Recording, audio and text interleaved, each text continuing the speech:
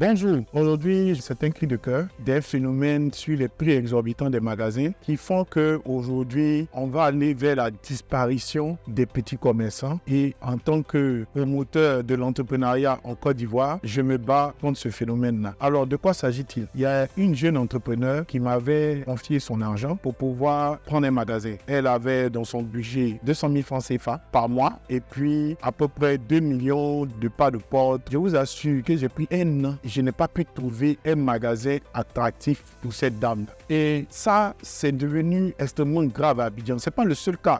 Beaucoup de jeunes entrepreneurs sont empêchés de démarrer leur commerce à cause du prix exorbitant des magasins. Des pas de porte qui vont à 8 millions, 10 millions, à Abidjan, 20 millions, 15 millions, des loyers à 400 000, 500 000 francs. Il y a des communes même, Pondi, Makori. Tu ne peux même pas trouver des magasins à bon prix. Ce phénomène-là est en train de prendre de l'ampleur et ça va créer 3 conséquences. La première conséquence, c'est que ça conduit à la disparition de leur commerce. Il faut savoir que quand un commerçant n'a pas la possibilité de trouver un emplacement commercial, sa première tendance, c'est de chercher un emplacement qui correspond à son budget. Donc, il n'a plus le critère. Le premier critère de sélection d'un bon magasin, c'est son attractivité. C'est-à-dire, est-ce que c'est un bon emplacement qui permet d'avoir des clients? Est-ce qu'il y a beaucoup de gens qui vont passer et qui vont découvrir ces produits? Parce que quand on prend un magasin, c'est pour les exposer au public. C'est pas pour cacher. Donc, quand quelqu'un achète des produits, c'est pour qu'ils soient exposés. Le premier rôle d'un magasin, c'est son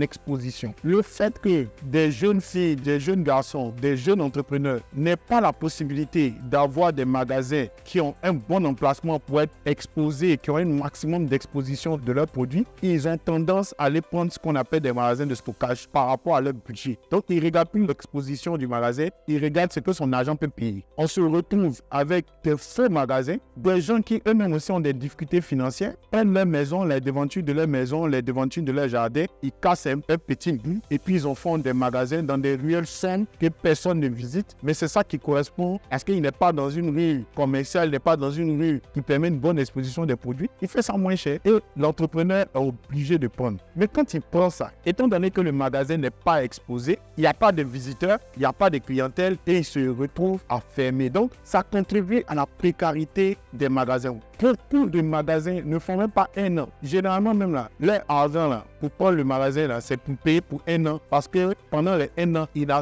pas suffisamment de clients pour pouvoir couvrir les charges du magasin. Donc, il se retrouve à fermer. Ça, c'est la première conséquence. La deuxième conséquence, c'est qu'on va se retrouver avec un prix exorbitant des produits qui sont vendus dans ces magasins. Pour ceux qui réussissent à payer des pas de porte à 10 millions, à 15 millions, avec des loyers de 400 000, 300 000, 500 000 francs par mois, pour qu'ils rentabilisent, ils sont obligés d'augmenter les prix. Et on se retrouve à une cherté de produits importés qui sont en principe des produits censés être moins chers. La personne se débrouille pour aller avoir des fournisseurs moins chers en Turquie, des pièces de véhicules en Chine à bas prix. Tous ces produits-là que les sociétés industrialisées rejettent, les faits de série qu'on avait à bas prix, mais on se retrouve aujourd'hui avec des robes, avec des vêtements que la dame achète à 3 000 francs. Elle se retrouve en train de vendre ces robes, même robes-là, à 40 000, à 50 000, à 60 000 francs, à 100 000. Parce que justement, elle n'a plus la possibilité, avec le pas de porte qu'elle a payé, il faut qu'elle rattrape ça dans le prix des marchandises. Donc, ça participe à une cherté de la vie. Ça, c'est la deuxième conséquence. La troisième conséquence, c'est qu'il y a une disparition de tous les petits commerçants. On n'aura que des vendeurs de produits de luxe ou des produits de première nécessité. C'est-à-dire des gens qui sont obligés de vendre. Mais il y a des produits que vous n'aurez plus.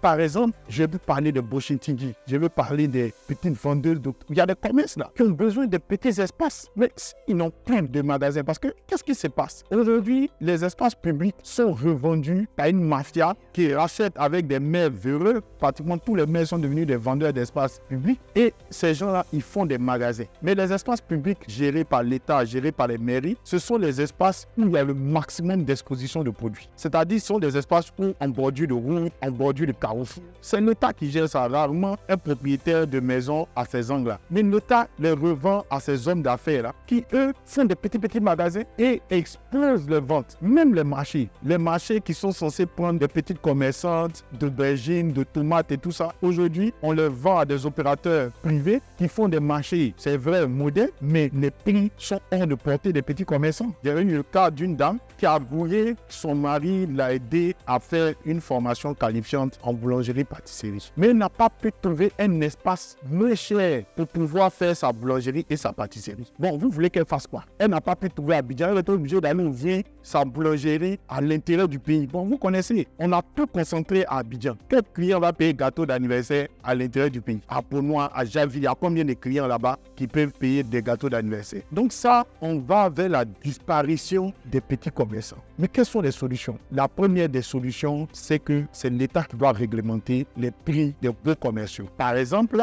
la première mesure que l'État va prendre, c'est la suppression des pas de porte. Tu vas payer un pas de porte, ça n'a pas de sens même. Tu n'as même pas d'achalandage. C'est-à-dire qu'il n'y a pas de clients même qui fréquentaient le coin. Tu es le premier. Et généralement, quand les magasins sont faits, c'est fait sans aménagement. C'est-à-dire que le premier gars, là, c'est lui. Non seulement il va payer le pas de porte, mais c'est lui qui va aménager, qui va mettre les carreaux, qui va mettre la peinture, qui va tout mettre. L'État ne donne pas de boulot. Aujourd'hui, l'État est en train de faire la promotion de l'entrepreneuriat. Ça participe à la promotion de l'entrepreneuriat. Il faut que les ministères du commerce, le ministère de l'emploi jeune, de l'entrepreneuriat se mettent ensemble pour prendre un arrêté interministériel pour dire que suppression de pas de porte dans tout ce qu'on a comme beaux commerciaux pour permettre aux petits entrepreneurs d'avoir des magasins pour pouvoir démarrer. Voilà. Déjà, vous ne les financez pas. Eux-mêmes se débrouillent pour avoir un peu d'argent avec leurs parents. Il faut les aider. Deuxième, il faut que le maire et les présidents, les chefs des collectivités territoriales qui gèrent les espaces publics localement, créent des espaces de box shop, des petits espaces pour des commerçants. Parce que vous n'achetez pas la terre. La terre vous revient de droit. 5% de tous les lotissements reviennent à l'État de façon publique. Donc, vous ne payez rien. Vous ne pouvez pas revendre encore des privés. Pourquoi même?